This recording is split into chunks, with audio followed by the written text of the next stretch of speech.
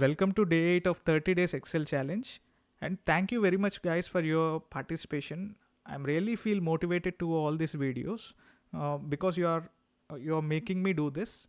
So let us start our discussion. Yesterday we have generated this report. We have generated this report based on only two attributes with only one sales column by dragging it number of times by clicking different options available within the pivot table. We have generated sales, count, average, max, min, all these metrics we have generated.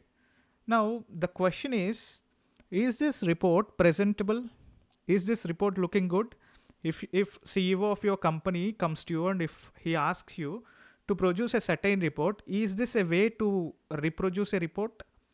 So according to me, this is not, because there are certain formats that we should use whenever we submit the information to the higher authorities.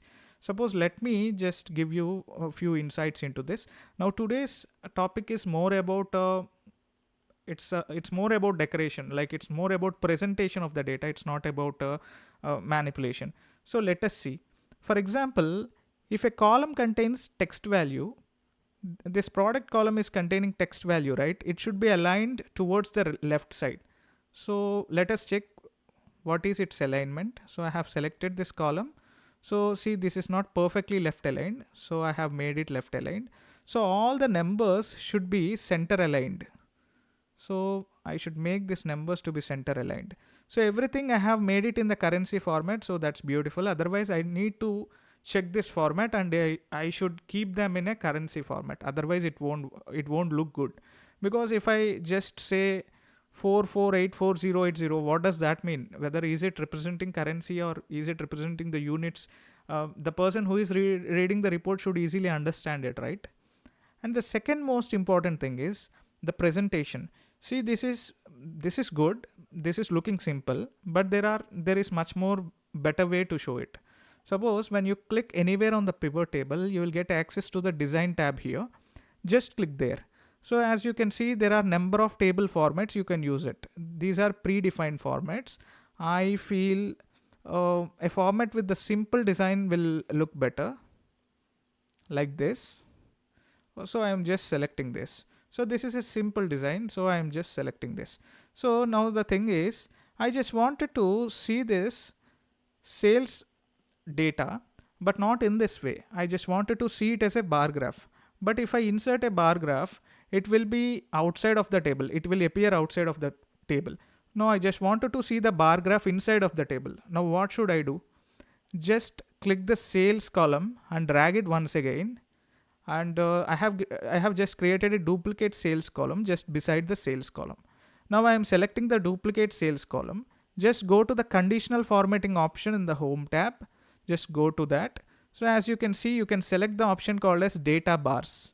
So this is a beautiful option. Click here, data bars. Whether you can choose these kind of options, this is just a different kind of color coding. That's it. As per your choice, you can select. I am selecting this thing, or this thing is better. So what this shows is it automatically inserts a bar graph based on the number, highest number will get all itself filled by a particular color. If the number is low or if the number is small, only portion of the cell will be filled with that kind of particular color. This is what you should understand. And at the same time, as you can see here, we already have the sales data here, but it is also coming it here. I just don't want to see the sales data once again. So I'm selecting it. I just go to the conditional formatting. I just go to the manage rules because I have created the rule on this for making this bar graph. So I go to the manage rules. I just double click this. I just click the option show bar only. I just click OK. So once again, I click OK. So here, see how beautiful it is. So since I'll use some sort kind of thing. So now you can see. So by simply looking at the data, the person who is reading the data can easily figure out that this item, printer is making the highest sales, and this item is making the lowest sale, headphones. Like that, by just seeing the bar graph, he can figure it out. He need not read the data. So this grabs the attention more than this kind of numerical things. So the next important thing is I just wanted to keep this like this, keep this column like this. And the second one is average of sales. So I'm just selecting this average column. I just go to the conditional formatting. Now instead of selecting data bars, I just go for the color scales option. So I just selected it. So what does this mean? If the average of a particular item, if the average sale of a particular item is high, then it indicate it in green color. If it is low, it indicate it in red color. So that means all the yellow color things are in between the red and green. That means they are neither the top grossers nor the least items. They are in the middle of these two things. So if you want to set a limit, so Excel has automatically taken it based on the data that you have given. But if you wanted to manually set it, you can go to manage rules. You can double click it. Here you can adjust it. So lowest value, which one you want to have, which one you want to keep it as a lowest value, based on the percentage or based on the number you want to keep. All these options you can explore it. These are just the simple things, you can do it on yourself. So just explore this as a part of homework. Just do this and let me know if you have any queries. So let us come to this part, maximum of sales. Here also we can put one of the important things like I'm exploring this option, highlight cell rules. So here there is a important thing called as greater than rule is there. I'm just clicking it. So here I just wanted to highlight all my maximum sales column, all the items in my maximum sales column. So if it crosses something around 1,50,000, I want my Excel to highlight it in green color. So as you can see, I'm just typing, it is reflecting on the left side of the screen. Here it is reflecting, none of the value is below 1,50,000. So that's why it's highlighting everything in red. So let me just increase this. If the value is greater than 2,50,000, 50,000 is not there, I guess.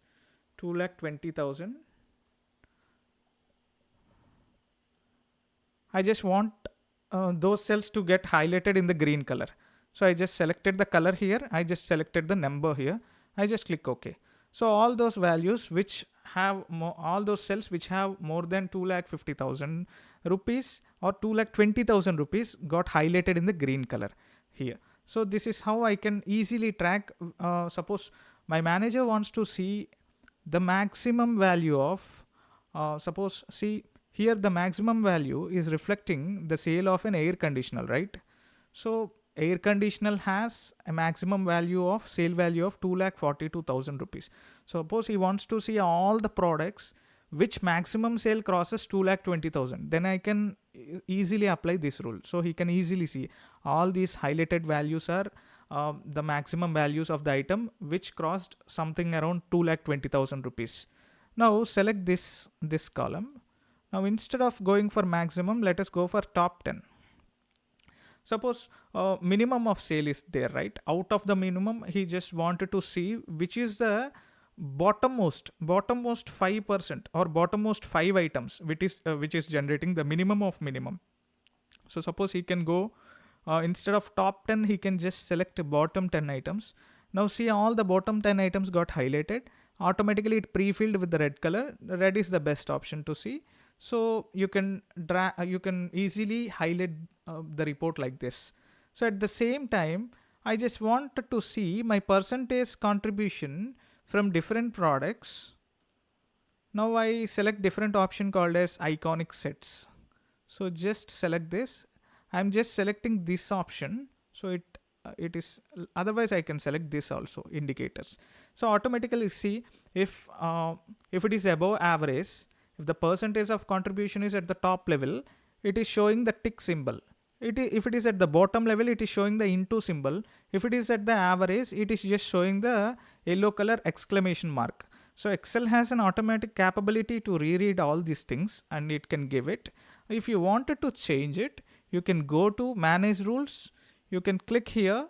You can change it as per your wish. When the value is greater than so and so, if you put some symbol, it will appear. If the value is less than so and so, if you put some symbol, that will appear. So the values will change uh, according to your instructions. So I'm just clicking it OK. I'm keeping it like this. So see, this is how a report should look like. So not this much noisy. What I mean is, if you are submitting a report, it should be legible to read. I don't feel this is legible to read, but most of the times what happen is we just instead of using this color scales, most of the time what we use is we use these kind of things. Like whenever if a cell crosses particular criteria in a particular column, we can highlight it with a particular color so that a manager can read it good. Instead of manually highlighting, if you can use these kind of things, it is better. So this is what it comes to the presentation, guys, as you can see. So this is what I just wanted to convey you. So thank you very much for your participation. If you really like the video, please share it with your friends. Have a great day.